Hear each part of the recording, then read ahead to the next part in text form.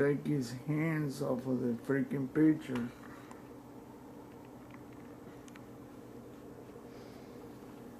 I can't control the computer from where I guess I move the mouse this way.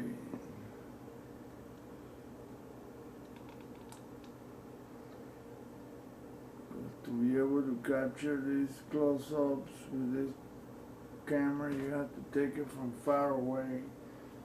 So I'm about 10 feet from the 55-inch monitor. Oh, I see these lines on the monitor, on the camera, I mean. There.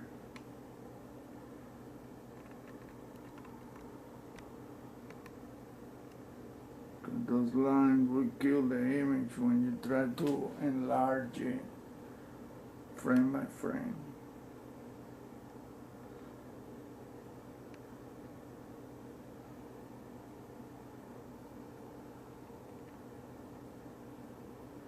And that brown part right there, that's the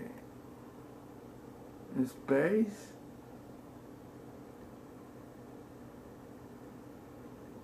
Because if it is a space, oh boy, they blurred the heck out of, look at it.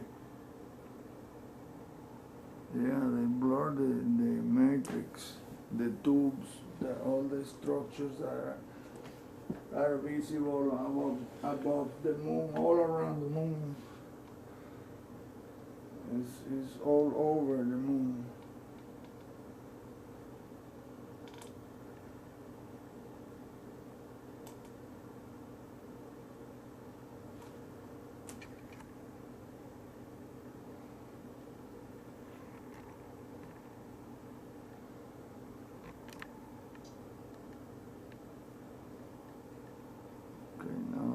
So that part,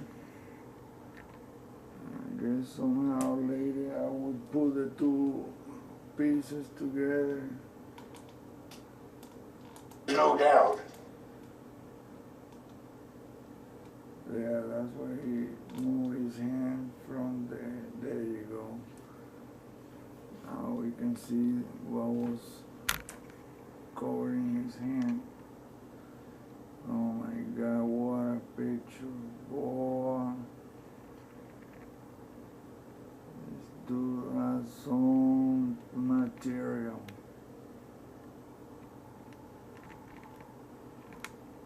He had got to be working with the government because he has too much stuff that will have anyone else killed. So I really wonder about why he's protected or they won't touch him or whatever.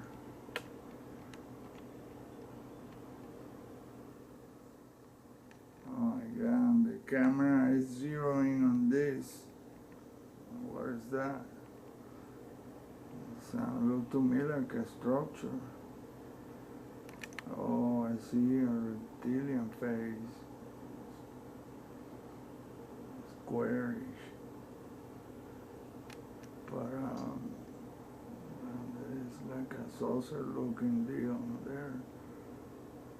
Maybe not. There you go. See, all the structure has the same type of blueprint. The crooked faces and the eyes. They all follow the same pattern everywhere.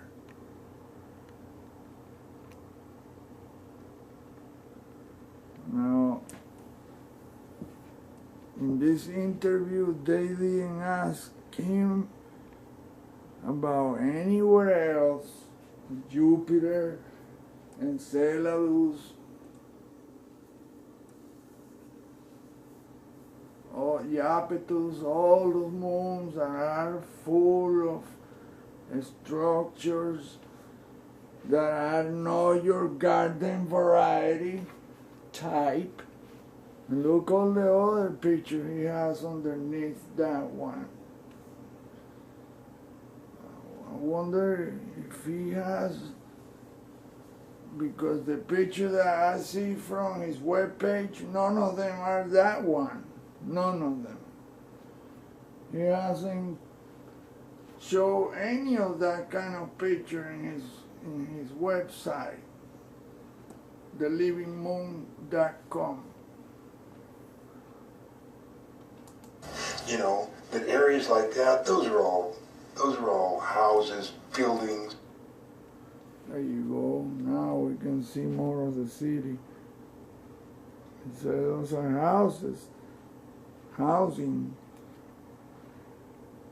Well, there's some hell of a housing you have there.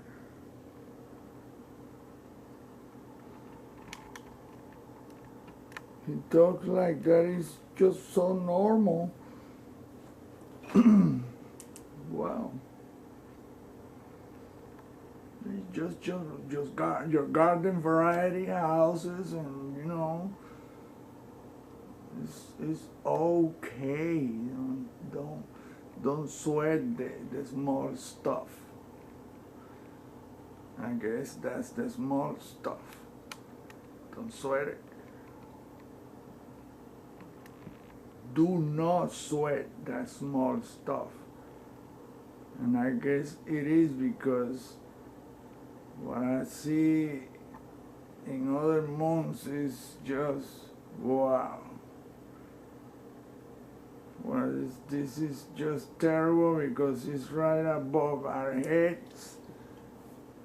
We see this every day, every night, above our heads. Now I just realized something.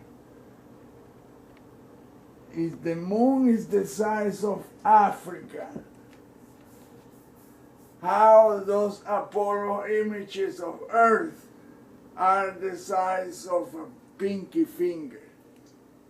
It doesn't make any sense. It should be like 4 times bigger than the full moon that we see here, or the half moon that we see here. As soon as it rises, that's when it gets the biggest. So that tells you right there that that's bullshit. The picture of Earth they show seen from the Apollo mission photograph of Earth, which in fact this is so tiny that don't make sense. It should be like 4 times huge. A huge ass planet in front of your face and on the moon. So that answers one thing and raises another question. If that was not taken from the moon, where was it taken from? And if it wasn't taken from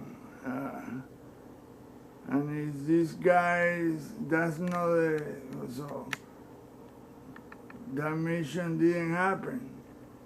According to this guy, none of that really happened. They never went to the moon, and they don't even remember what happened. In fact, he said that all they did was implant memories and show us a bunch of bullshit of them doing things on the moon. And Stanley Kubrick, the movie director, why would they call him to help him with what, fake the whole thing? Because he's the one that did the Space Odyssey 2001. Look at those 3 sticking up poles. There's one there is one there.